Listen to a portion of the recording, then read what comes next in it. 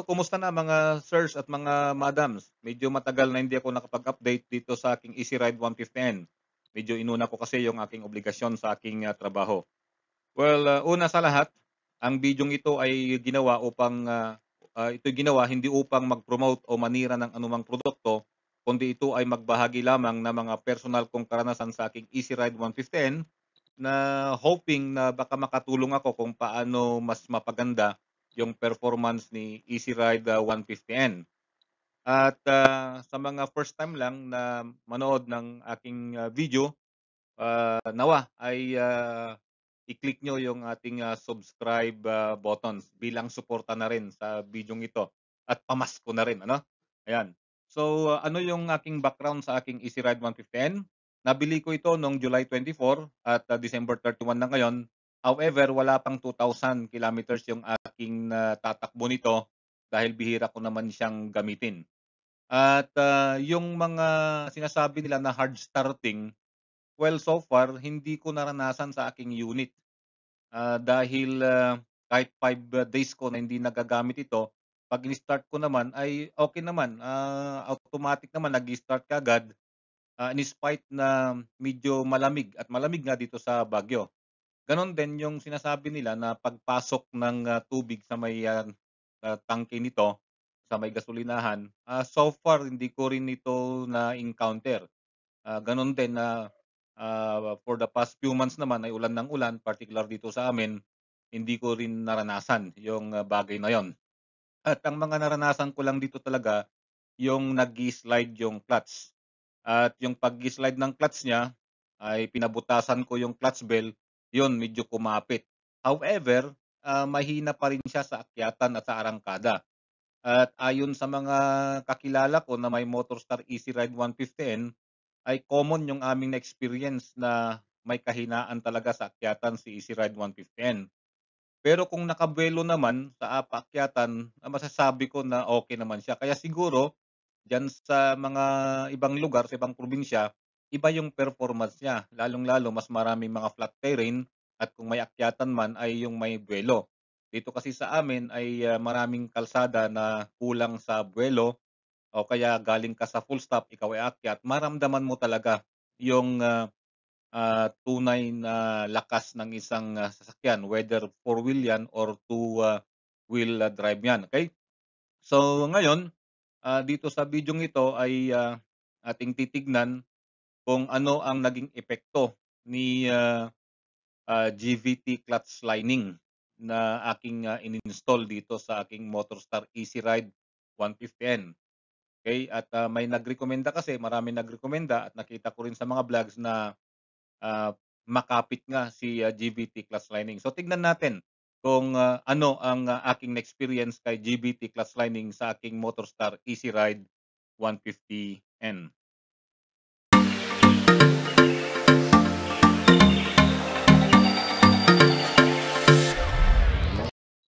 Okay, so ito yung GVT clutch lining na binili ko via online. At tingnan natin kung anong naging epekto nito sa aking Easy Ride 150N. At in-install ko ito with the modified torque drive. So, kinumpare ko siya, yung diameter niya, eksakto naman yung diameter. However, mas mahaba yung clutch lining ni GBT kaysa yung clutch lining ni Motorstar Easy Ride 150N.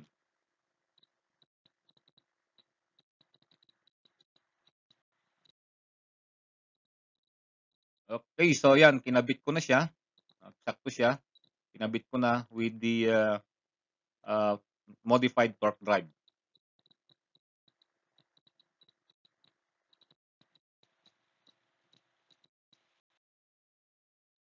Okay, so ito, medyo ramdam yung pagkapit kaagad ng clutch niya. Yan, medyo bahagyang pababa ito at ramdam naman na makapit nga si GBT clutch lining dahil medyo mahaba yung kanyang clutch lining. Ano? Okay, so ito walang buwelo, medyo pakyat ito. Ayan, mas responsive at ramdam yung pagkapit agad ng clutch lining sa clutch bell. at nabawasan ang delay sa arangkada. Pero yun nga, mas maganda yung kanyang arangkada, no? Ang problema lang, medyo may minor vibration sa CVT or sa clutch akong nararamdaman. So hindi ko alam kung bago lang tong clutch na ito, kulang pa sa pagkagasgas, no? So gagamitin ko ito ng siguro ilang araw, obserbahan ko, test drive ko sa lahat ng mga matatarik na lugar dito at makikita natin at makita ko kung kumusta si GBT clutch lining.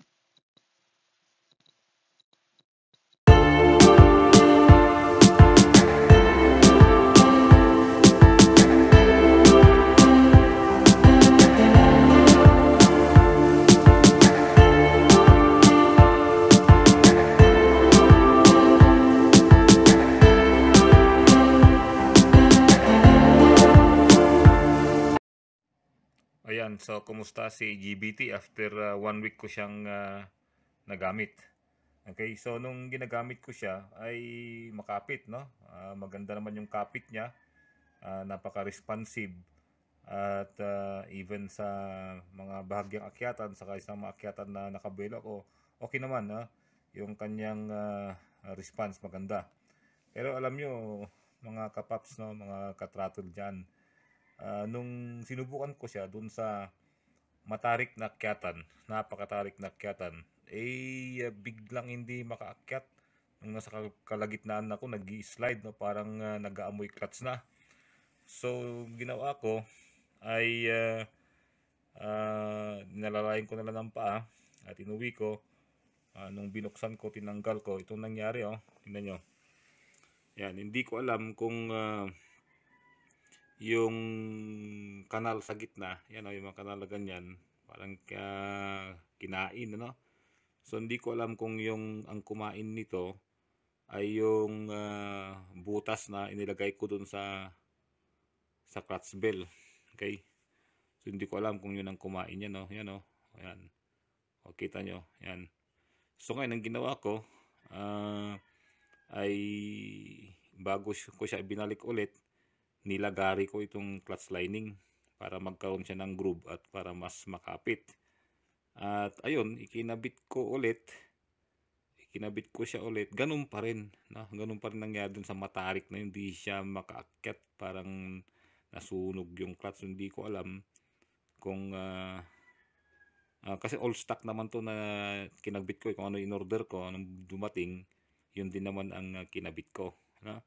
Kaya ngayon, ang ginawa ko, binalik ko na lang yung dati kong stock na clutch lining, nilagyan ko na lang din siya ng groove na parang ganito, no? Pinag-diagonal ko yung grooves noon, parang mas okay pa, no? Sayang, no? Maganda naman to. Ewan ko lang siguro kung yung clutch bell kong problema or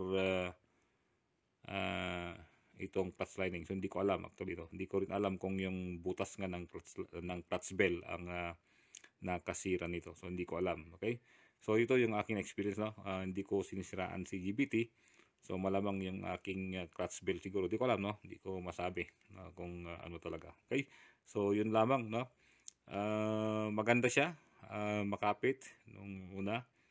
Pero napansin ko lang ay nag-slide siya nung nasa akyatan ako na napakatarik. Okay? So yun lang po.